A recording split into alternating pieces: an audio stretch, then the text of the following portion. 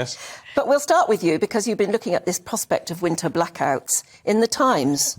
Yes, so the National Grid, and this is pretty unprecedented, I think, has made a warning that there could be blackouts to electricity of up to 3 hours a day, maybe between 4 and 7 p.m. So we'll still be able to watch you, so that's all good. And that could come later in the year because of a shortage of gas being able to get into the country from Europe. But we've got to be careful not to scaremonger, because this is worst of the worst-case scenario. It is, and Nadeem Zahawi, the Cabinet Minister, said last night that it's not something they're expecting to happen. He described it exactly as you just did. Now, Liz Truss, when she was asked about this while running for Tory leader a short but seemingly long time ago, she said that there will not be any blackouts. However, I think you have to balance that against the fact that the National Grid would not make this suggestion lightly. And one of the problems is that we don't have enough gas shortage in this country. So in 2012, lots of our capacity to store gas was got rid of, so we're reliant for what's coming in on a fairly short-term basis. I think there were reports in the papers yesterday that we were 6 hours from not having enough gas in March of this year.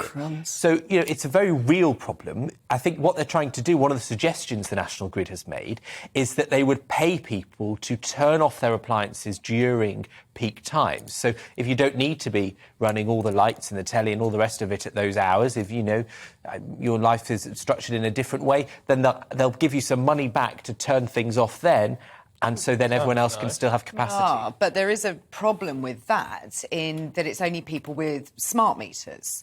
And I think we've all seen that they're not the most reliable pieces of kit on the market, and it's only about half of the households in the UK have them. So it's not going to be everybody. Don't you think there's something morally wrong about having to pay people to save energy? We should be doing that anyway, shouldn't we? I mean, do you know what?